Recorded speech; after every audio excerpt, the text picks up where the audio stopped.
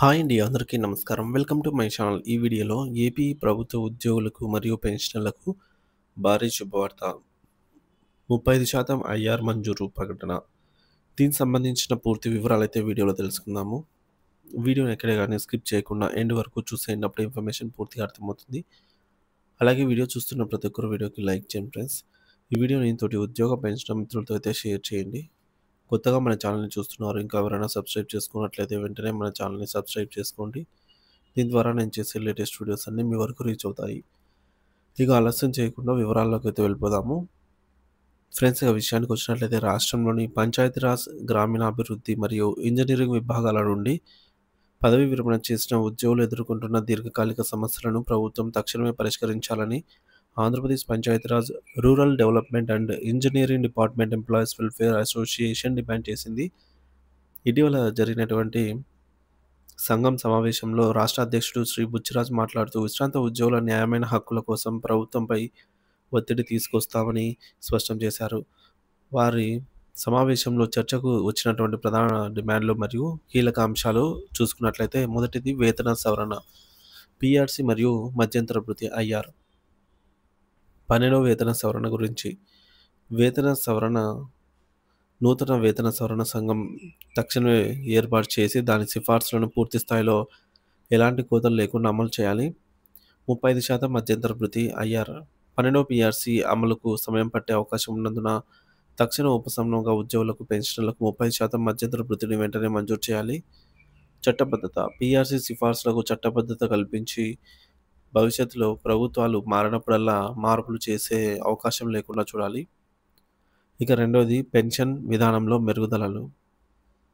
అదనపు పెన్షన్ కొనసాగింపు. 11వ పిఆర్సిలో వయోవృద్ధులైనటువంటి పెన్షనర్లకు 70-75 ఏళ్లు దాటిన వారికి అమలు చేసినటువంటి అదనపు పెన్షన్ విధానాన్ని యథాతథంగా, అంటే తగ్గించినటువంటి ఏక్యూపీని తిరిగి పునరుద్ధరించాలి. ఇక కుటుంబ పెన్షన్ జీవో నంబర్ 315 సవరణ. ప్రస్తుతం ఉన్న నిబంధనల ప్రకారంగా భార్యాభర్తలు ఇద్దరు ప్రభుత్వ ఉద్యోగులైతే ఒకరు మరణించిన తర్వాత మరొకరికి కుటుంబ పెన్షన్ పొందడంలో ఇబ్బందులు ఉన్నాయి. జీవో 315ను సవరించి సర్వీస్లో ఉన్న భాగస్వామికి సైతం కుటుంబ పెన్షన్ వర్తించేలాగా మార్పులు చేయాలి. యూజీసీ స్కేల్స్ పెన్షనర్లు. University grant commission UGC scales కింద వచ్చే విశ్రాంత అధ్యాపకులు ఉద్యోగులకు 10వ పిఆర్సీలో మాదిరిగా అదనపు పెన్షన్, డెత్ రిలీఫ్ వంటి ప్రయోజనాలు వర్తింపజేయాలి. మూడవది ఆరోగ్య భద్రత, ఈహెచ్ఎస్ మెరుగుదల. బకాయిల చెల్లింపు. పెండింగ్లో ఉన్న పిఆర్సీ, డిఏ బకాయిలతో పాటు ఉద్యోగుల ఆరోగ్య పథకమైనటువంటి ఈహెచ్ఎస్ కింద పెండింగ్లో ఉన్న క్లెయిమ్లను వెంటనే చెల్లించాలి. Medical reimbursement. అన్ని రకాల వైద్య ఖర్చులను పూర్తిగా ఈహెచ్ఎస్ పరిధిలోకి తెచ్చి నగదు రహిత సేవలు అందించాలి. ఆరోగ్య కార్డులు. పెన్షనర్లందరికీ ఎటువంటి గరిష్ట పరిమితులు లేకుండా అన్ని నెట్వర్క్ హాస్పిటల్స్లో చెల్లుబాటు అయ్యేలాగా సార్వత్రిక ఆరోగ్య బీమా పథకాల కార్డులను జారీ చేయాలి. పరిపాలనా సంస్కరణలు. ప్రత్యేక గ్రేవెల్ సెల్. పెన్షనర్ల సమస్యల సత్వర పరిష్కారం కోసం ప్రతి జిల్లా కలెక్టరేట్లో ఒక ప్రత్యేక విభాగం, స్పెషల్ సెల్ లేదా ప్రత్యేక అధికారిని నియమించాలి. దీనివల్ల వృద్ధాప్యంలో ఉన్న పెన్షనర్లు కార్యాలయాల చుట్టూ తిరిగే శ్రమ తగ్గుతుంది. దశాబ్దాల పాటు ప్రభుత్వానికి సేవ చేసి పదవి విరమణ పొందిన తమను ప్రభుత్వం నిర్లక్ష్యం చేయడం తగదని బుచ్చిరాజు ఆవేదన వ్యక్తం చేశారు.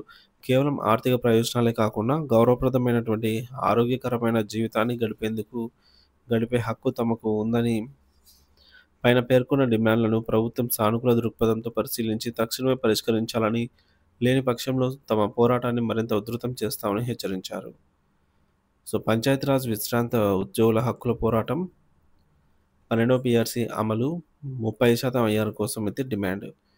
ప్రభుత్వం వెంటనే స్పందించి సమస్యలు పరిష్కరించాలని అసోసియేషన్ రాష్ట్ర అధ్యక్షులు బుచ్చిరాజు గారు అయితే డిమాండ్ చేశారు.